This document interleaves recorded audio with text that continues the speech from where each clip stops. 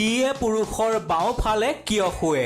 এনেকুৱা কি বস্তু যিটো ৰ'দত শুকুৱাব নোৱাৰি? কি জীৱৰ ঘাম নোলায়? বন্ধু বান্ধৱীসকল, এনেকুৱা ধৰণৰ কেইটামান প্ৰশ্নৰ উত্তৰ আজি আপোনালোকৰ মাজলৈ লৈ আহিছো।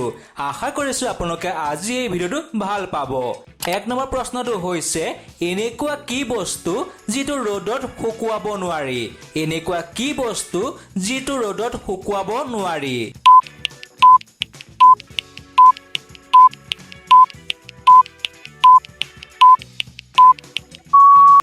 হয়, ইয়াৰ উত্তৰটো হৈছে ঘাম। ২ নম্বৰ প্ৰশ্নটো হৈছে, কোনটো তেজৰ গ্ৰুপৰ মানুহক মহে বেছিকৈ কামুৰে?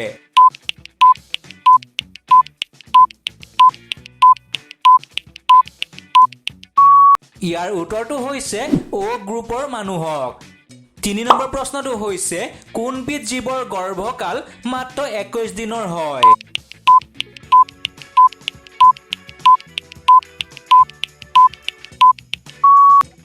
ইয়াৰ উত্তৰটো হৈছে নিগনি। ৪ নম্বৰ প্ৰশ্নটো হৈছে, আপোনাৰ এনেকুৱা কোনটো শব্দ যিটো আপোনাৰ বাহিৰে সকলোৱে শুনে?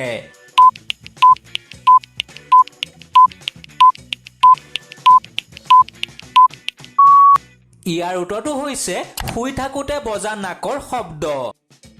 ৫ নম্বৰ প্ৰশ্নটো হৈছে, কোনখন দেশত দেওবাৰে নাক পৰিষ্কাৰ কৰাটো অপৰাধ হয়? জানেনে বাৰু?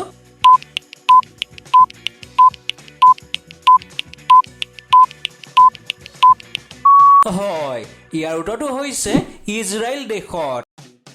৬ নম্বৰ প্ৰশ্নটো হৈছে, কি জীৱৰ ঘাম নোলায়? এনেকুৱা কি জীৱৰ ঘাম নোলায়?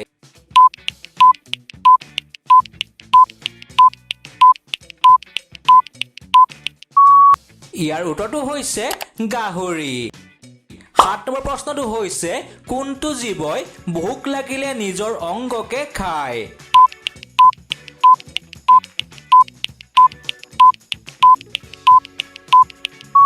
ইয়াৰ উত্তৰটো হৈছে নিগনি।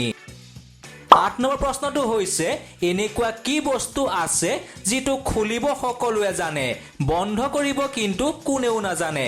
এনেকুৱা বাৰু কি আছে?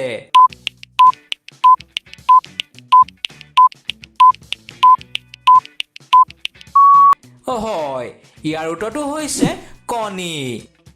৯ নম্বৰ প্ৰশ্নটো হৈছে, ভাৰতবৰ্ষৰ ৰাষ্ট্ৰপতি ভৱনৰ মুঠ কোঠাৰ সংখ্যা কিমান?